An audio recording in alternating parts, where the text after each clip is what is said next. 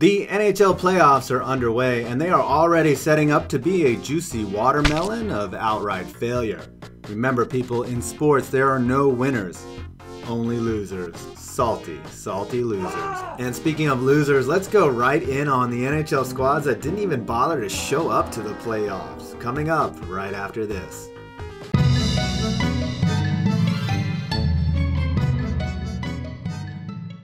Arizona. Let's see, in the offseason you added Derek Stepan, Nicholas Chalmerson, got a goalie in Antti Raanta, Max Domi was looking like he could score like his dad used to fight, Anthony Duclair had another year under his belt. Surely this team was going to be decent this year.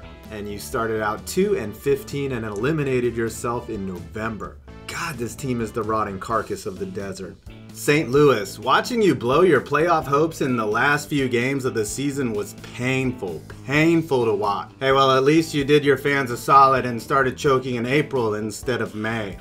Oh wait, you guys usually choke in April. What am I talking about? Montreal, another year of wasting Carey Price and solving none of your glaring scoring problems which have been present for like the last decade.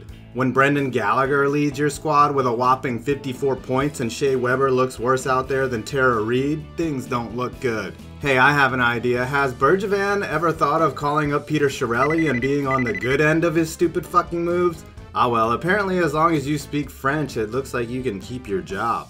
Calgary. What is wrong with this team that on paper seems to have all the parts to at least get eliminated in the first round of the playoffs, but still only put up 84 points? Simple answers. The team is about as deep as an Instagram model's personality. The third and the fourth lines were horrific, and the revolving door you have in net simply isn't going to get it done. You'll probably be looking for a coach in the offseason too. Florida. I wish I could feel a little sorry for the Panthers as they did make a valiant late charge for the show, but of course that's not how things work around here. A pain you win in October, you don't have to win in April. Carolina. Would you guys just contract and re-expand back to Hartford so you can get in on this new thing called the expansion draft? Probably the low point of the season was an 8-1 ass whipping at the hands of the Maple Leafs on December 19th. That was uglier than how you've handled Ron Francis and the team's personnel decisions going forward. The Islanders. Celebrate your awful season capped by a 3-16 stretch late by continuing to let Gar Snow walk in the building and have his security card work. I wonder if he'll personally drive over to Belmont Park in one of the arena cars and sob the whole time as John Tavares takes his 84 points to the highest bidder. Also enjoy the cap hell Andrew Ladd, Nick Leddy, and Johnny Boychuk have thrust you into. Fucking Garth Snow. Buffalo, I can't even. Dead last, the worst in the NHL, Eichel looks lost out there. You dump Evander Kane thinking he'll spread his cancer somewhere else, and then he starts playing like Evander Kane. Your scoring was inept, your defense inept, your goaltenders averaging 3+ goals against a game. This season was a worse embarrassment than a drunk person pissing themselves in public. Or in private. Pissing yourself is never good. Edmonton. The award for most disappointing season goes to the Edmonton Oilers, who just 1 year ago, Kid Magic and his Hart Trophy were a win away from the conference finals. You went right back to your MO of wasting talent and tanking to get the #1 overall, which if you get this year, I'm going to give the NHL the David Stern Award for biggest pile of steaming sports bullshit possible. However, if you do get Rasmus Dahlin, we don't have to worry. Peter Chiarelli will do one of the following. Trade him for nothing, trade him for less than nothing, trade him for less than whatever nothing that was. Vancouver. And so the Sedin sister era ends with a lackluster campaign that at least has your team looking towards the future and freed from twin brother cap hell. Hey, I hear AV is available. Ottawa. The trap is dead. The team that wrote timely goals and hockey that I would pipe into a baby monitor to put my kids asleep to, that was 1 goal away from the finals last year, is now a hot mess of a dumpster fire that has their best player of all time stuffing pucks into his pants as keepsakes for the shadow box he's going to keep on his mantle that has a brass plaque on it entitled That time I played 9 seasons for the biggest asshole owner in all of sports. And boy, how did that Duchesne trade work out for ya? Dallas, how do you manage to painfully choke every year, having won the offseason title in layovers past, only to see your team look as slow and lethargic as Ken Hitchcock's chin late in the season? Why didn't you fill any holes at the deadline? How are you wasting a 40-goal campaign from Sagan? A lot of this falls on Jim Nill, who is appropriately named. Detroit, welcome to a news streak called not making the playoffs. I get that you were spoiled for nearly a quarter of a century, but this team unfortunately hasn't even bottomed out yet.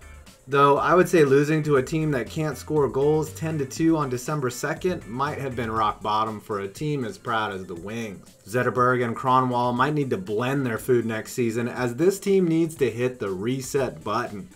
Sorry Wings fans, it's not going to get better anytime soon. Blackhawks, how far have the mighty fallen?